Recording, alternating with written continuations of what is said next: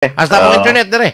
Now, unsa imong i-cashier sa executive? Tungod aning lisod, dili lang hasta to continue, na istorya ko nga akong amigo na ay restaurant, group of restaurant, siguro mga 6 branches na. Niyon siya na ako na ibalo ka, Congressman. Sa una, ang sales na ako a day is 3 million. Karon, og makasales ko 800,000, malipay na ko. Uy, dako ang sus daliw as gintang. Pertigim paglisod ang katawan. So, ibig sabihin kay kanang iyang restaurant, dili man na sari-sari store, kung dili very, very expensive restaurant. Sa ato pa, even the middle class.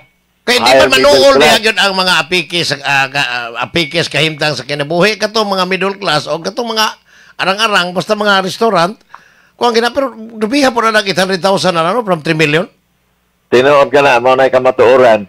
Ako, sa akong analysis, katong pagsara bitaw sa pugo, dako ito na effect sa atong ekonomiya. Dako ito na effect kay daghan man na employed ng mga Pilipino sa pugo. O niya, ang mga nagtrabaho ng mga Chinese, kay dako man ilang kita, pirmi puno ang mga restaurant, even the casino, sa gahapon, dito ko niadto ko sa Soler, kaya na akong appointment dito, ako sa nakita na, wala na kayong player sa mga casino. Daghan ang bakante na tables. Paita, no? Dako-dako sa itong epekto na. Tinood. Even ka ng mga massage, ingon ko mga massage, noong araw, sir, parati kami puno. Ngayon, kukunti na lang. Mga hotel, mga music lounge, mga nightclub, anay kayo tao. Bastang luya ka ni mga entertainment, unta nga mga kuan, business. But Congressman Bots, unsay imong nakitaan ani pag-share sa executive nga maminusa na lang. Epektibo ba to? Ingon ang parisign nun tanang mga cabinet secretaries para mo inindot ko no ang performance sa executive. Epektibo ba sa imong tanaw? Veterano ka from GMA, dito pa ka ni VR hatod. Karon, epektibo to? Well, epektibo kung mopili gyud ng cabinet secretary na kay balo sa iyang departamento. Kay balo kung unsay problema, kay balo sa kung unsay solusyon. Apan like for example, si Lotilia. Si Lotilia, during the time of GMA, she was already the secretary of the Department of Energy. Energy man to daan sa una. Daan. So, karon kay alistan, kay wa maka-perform, kay mabay criteria, okay, kaka-perform, alistan ka. 3 years naman. Ibutang sa Department of Environment and Natural Resources. O kuha ka nga ni, maka-perform diya sa Department of Energy na gika na ka sa Department of Energy, labi na dito sa DENR. So, my advice, I made an advice. Nagingon ko na the President should form a committee. He should form a committee and then evaluate do not rush. Wa man matangtang ng mga tao na araman. I-evaluate kung kinsay nag-perform, kinsay wa mag-perform. O niya, og na ay alisdan, kinahanglan na screening committee sad. Screening committee, mao ka na ang mag-sulti sa ila, mangutana sa ila, o sa may imong plano dito sa department, o sa imong may imong nakita na problema, o sa imong nakita na solusyon. So, mauntana ka na. Pero kung dali mo. Pero ang economic managers, Congressman Bots, giriwain raman. Unsa man epektibo ba ni sa iyong tanaw? Kamong mga negosyante, ikaw na nag-manufacture ka para sa mga kanang organic fertilizer. Unsa man epektibo ba ni silang krasiya sa mga economic managers nga? Silang Tambasakan, silang Ralph Recto, Pangandaman. Balisakan. I'm sorry. Karang epektibo ba gyud sila sa imong tanaw? Kamo ba yabo na inoon ang ekonomiya ron? Well, the fact na naglisod ang katawan, that means they were not effective. Correct yun. Also pa man diya, di ba? Ita. Kaya nakabantay may Congressman Bots, bisag ikaw, broadcaster at the same time ka, nakabantay man gyud ka kadadlaw nagsunod ka sa mga balita. Karon naman hindi grabe ang inflation from the time of GMA nindot kay ekonomiya pulihang Pinoy nindot. Well, in fairness sa kang BBM, sa administrasyon, lain naman ko ang sitwasyon karon. Ang inflation karon di lang sa Pilipinas kundi worldwide. Worldwide, in fact, there was a time na grabe ang inflation sa Europe. Even up to now, grabe ang inflation because of the war between Ukraine and Russia. And then sa Middle East, kagubot sad, gihapon. So these are the external factor na naghatag og inflation. O niya, like for example, the pinaka-importante yun na issue din sa atong nasod kanang presyo sa buko. Sus. wa may akong nakitaan kang Secretary Laurel na ingon ba na ay paglaom ang mga katawhan na mohayop og yun ang presyo. Mura. Sus paita. og mohayop o man ang presyo, that is because of subsidy. Dili mao ka na ang solusyon. Dili gid Kay daghan pag yung magbagol-bol kay pinili ray makapalit. Tinod. And what we need is kanang long-term solution. Dili kung bandage solution. Kanang bandage solution na. Now, para ra katonta na sa eleksyon. Para ra sa Cebu. Hino na. Yapo lang inoon po din. Yaob noon din. Tugod ato. Lagi. Nakadaot noon to. Imbes mapasaka, nahug no sa kimba. Kay, usa adlaw naman. Usa adlaw na to. That's May 1. Pero, ambot karon naa pa ba? Diya ba ito'y pipila na undang naman po dayon. Diingon man ang presidente nga up to 2028, inighaw maahantod mahuman ang iyang term ipadayon. Congressman Bossing na yung pangutana.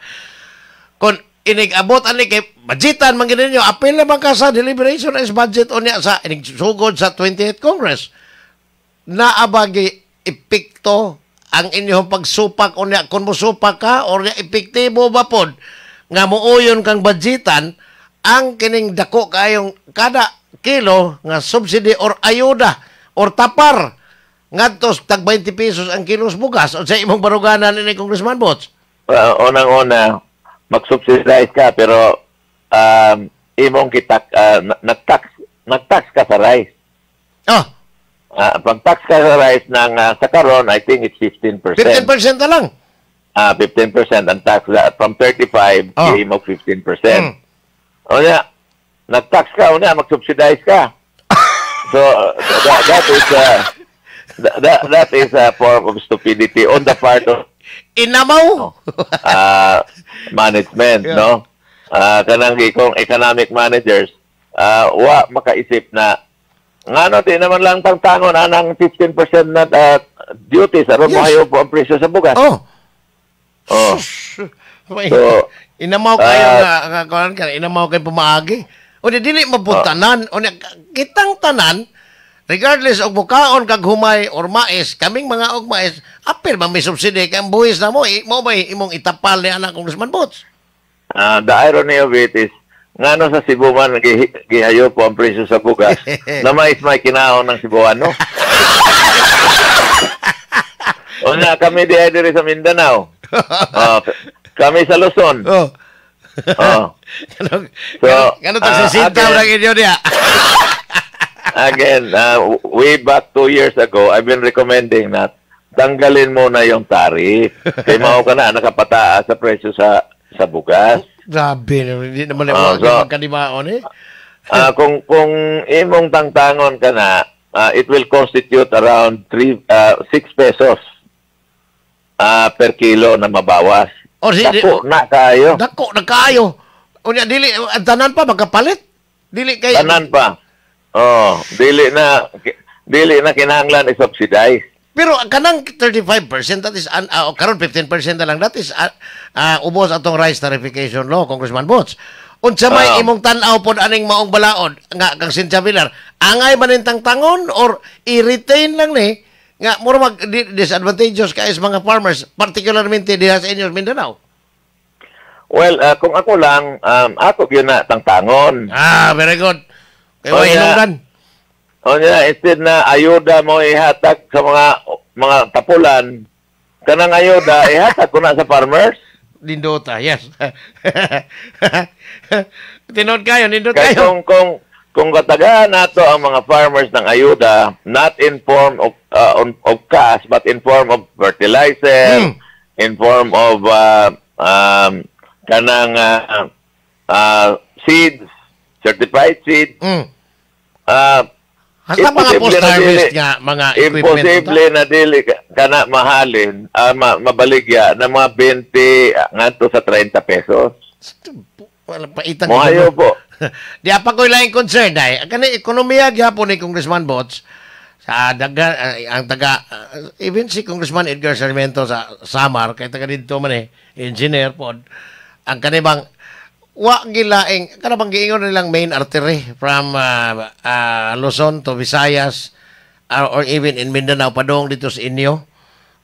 Kung ang kaning San Juanico Bridge paglingkod ni Bongbong Marcos that was June 30 sa hapon of 2022 diha na ni si Manny Bunuan ang sekretary.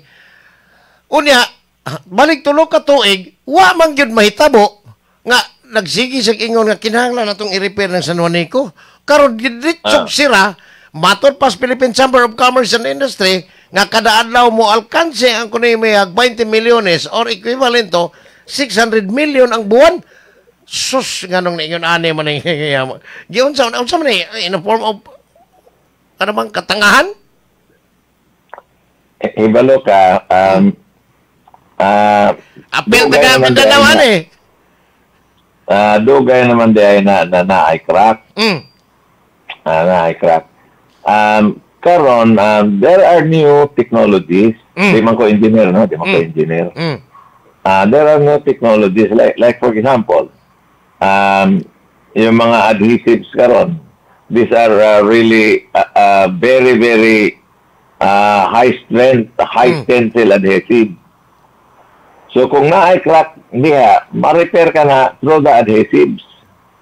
Susu. Pero murag andun ako, di na kaya kong kay kumarte naman ko ng lisura yun, di naman, limitado lang sa 3 tons ang makaagi gani. So ganun ako, dili na yun magsilbi. Tingali og na ay mga bagong technology. Ipatanaw yun na, kaya naamay lagi new technology ang mga adhesive. Pero ang among concern itaw na ini. Ang among concern ni Congressman Bots, ang ekonomiya, mangod kay sigurado ko nga ang mga end users or mga pumapalit magbago na porque patubuan man yun na ay ikarga man itong transportation cost nga additional. Sinood ka na. Kanong ang ferry boat gikan sa Matnog paingon dito sa Samar. Mauna ang ferry boat. So I think kinahanglan kay nadaot man kanang kuan San Juanico Bridge, magbutang sa sila diha ng mga dagko na ferry boat to cross the ano. Naana sir, kay ingon si Congressman Edgar, former congressman pod, nga ang naa daw gikan sa Tacloban ay roll on roll off diesel. Doon lang kayo 30 minutes ang travel, gikan sa Tacloban ngadto sa Basay Samar. Pero ari ka maigo pod kay matag kanang rolling cargo or kanang wing van nga ikarga magbayad mag 20 mil kada wing van while kung ang San Juanico wa pa maguba wa gibayad dili maka-additional og 20 mil. So kanang 20,000 transportation cost additional adto ginaipatong sa mga konsumidor. Mao kana nakinahanglan gobyerno mo ay mag-provide. Stupaita. Gobyerno mo ay mag-provide. So mapalit ang gobyerno ng mga upat ka ferry boat. Kay grabe man ang traffic diha, nadagko kayo. So upat ka ferry boat unya kay kana dili man madugay. Kay landing craft man. So magpalit ang gobyerno a service to the people. Dili po pwede na ma-inconvenience ang katawhan. Tinuod hasta mga pasahero from So, Mindanao. mga solusyon na isipon dayon sa atong gobyerno. Mupalit o upat ka ferry boat na dagko kayo. Okay. So, while they are repairing the San Juanico Bridge, mao ka na ang mahitabo. Pero mo lagi gyapon ang gobyerno murag nag-subsidize ng gyapon ang gobyerno kung kasi man mo paingon sa pag-alkansig samot. Ang gobyerno di man gyud na malkansi kay wa may puhunan. Ang kitang konsumidor ani, kamo mga negosyante sigurado magyud Pero mao man gyud ang trabaho sa gobyerno, public service. Dili mo ingon na alkansi ta, dili malkansi ang gobyerno kay may puhunan ng gobyerno. Pero ang kwarta sa gobyerno gikan sa katawhan. Pero ang mahitabo mo kuno ni ang deficit na to dako na kayo mo samot kay mo gasto naman sa taglain ngadto nga sa kanang temporaryong mga sakyanan para ani mga cargo. Oscar, kanang deficit ba, it's a matter of managing the budget. Bitaw no. Like for example, I've been saying na 1.1 trillion ang budget ng DPWH. You know, this country can exist without building new roads, new bridges. So, bawasan na. In fact, that is my recommendation. But the maintenance should remain. Maintenance ng mga kalsada sa tulay. But there should be a moratorium from building new infrastructure as far as roads and bridges is concerned. So, you can reduce that from 1.1 trillion. You can reduce that to 600 billion. Pero, Congressman Botsog, dadoon ni mo na sa 28th Congress, so di mo balik dito, di ka ikaw rin maglahi po sa mga congressmen nga, di parang, dako ba may gasto atong eleksyon? Hindi ka bawi. Tinood ka, Oscar, tinood ka. Masukog yun na sila. Suko na sila nimo. Nangutan naman ka sa ako kung sa'yo maayo na solusyon.